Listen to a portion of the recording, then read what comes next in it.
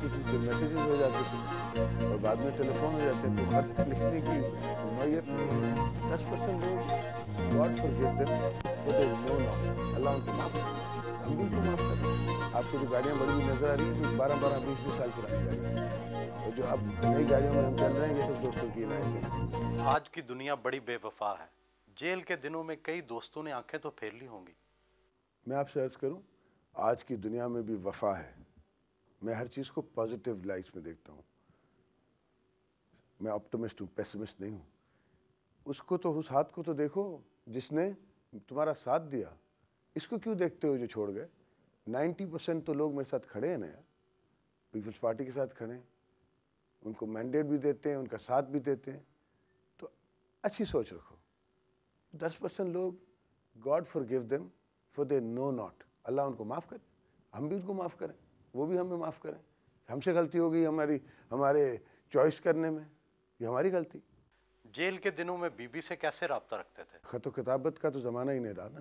पहले बीबी मिल लेती थी, फिर मैसेजेस हो जाते थे और बाद में टेलीफोन हो जाते हैं, तो ख़त लिखने की नौयत नहीं आई। कोई शेर आप वैसे सुनाते थे बीबी को? बीबी को शेर क्यों सुनाएंगे? बीबी तो हमें शेर सुनाएंगी, पूरी उसको शेक्सपियर की पोइट्री याद है। हर मिल्टन से लेके हर अच्छा अंग्रेज़ी पोइट जो है उसको याद है। तो शेर शायरी तो मैं अल्फाज ही बयान करेंगे ना। जेल से रिहाई के बाद आप सूफ़ी शायरों के पैगाम की बात कर रहे हैं। आपके रहन सहन, पोलो का खेल और बड़ी बड़ी गाड़ियों के साथ सूफिया का जो फ़लसफ़ा है उसका तज़ाद महसूस होता है। सूफिया का जो फ़लसफ़ा है, जो आपकी नज़र देख रही है, अपनी नज़र की बात है ना।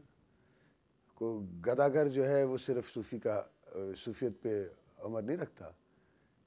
एक बहादुर शाह ज़फ़र को भी हक़ है। तो अल्हम्दुलिल्लाह अल्लाह का फ़ज़ल है गाड़ियों की। और खैर मैं इन चीज़ों को अहमियत तो नहीं देता। आपको जो गाड़ियाँ बड़ी हुई नज़र आ रही हैं, कोई 12-12, 20-20 साल पुरानी गाड़ियाँ हैं, और जो अब नई गाड़ियों में हम चल रहे हैं, ये सब दोस्तों की इनायतें हैं। तो अल्हम्दुलिल्लाह हाँ, अल्लाह ने करम किया हुआ है, तो नेमत अल्लाह की नेमत है। अल्लाह की नेमत से शुक्र अदा करना चाहिए। सफर पर रवाना होने से पहले 2 बछड़ों का सदका दिया।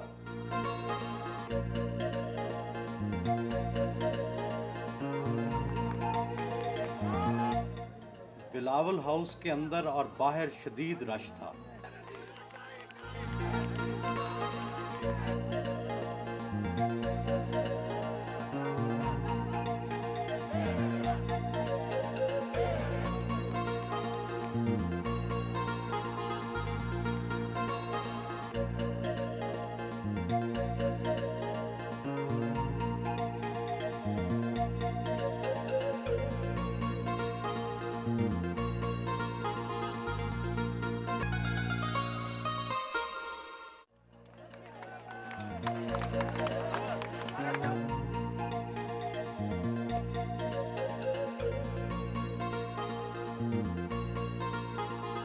साबक वजीर खारजा सरदार आसिफ अहमद अली से मिले।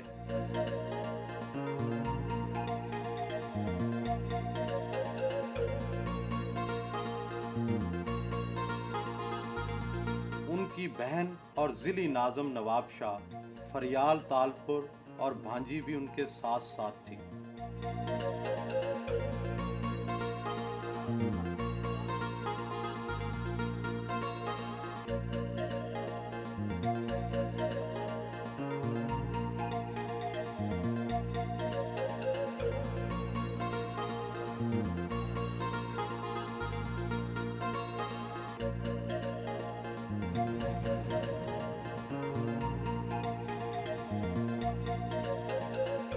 वो खामोशी से बहन के हमरा वालदा की कब्र पर हाजिरी देना चाहते थे, लेकिन वहां भी लोग जमा हो गए।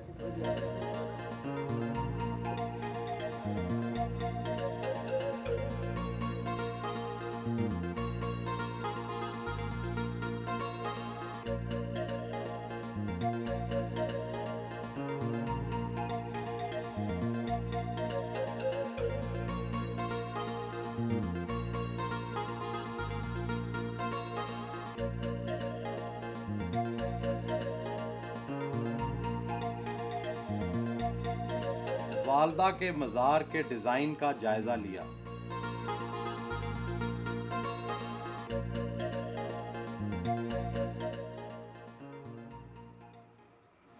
सेवन शरीफ में इस्तकबाल का ज़बरदस्त इंतज़ाम था।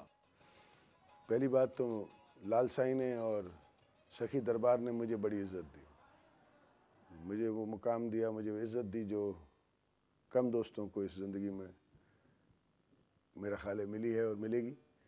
सूफ़ीज़म का और शाह साहब का तो चोली दाम उनका साथ है, तो सूफ़ीज़म की जो थॉट है और शाह साहब के जो बैत हैं और शाह साहब की जो कलाम है, वो तो अब ये कह दें कि कलंदर कलंदर है, गोदड़ी में कलंदर है, गोदड़ी में लाल हम कहते हैं सिंध में।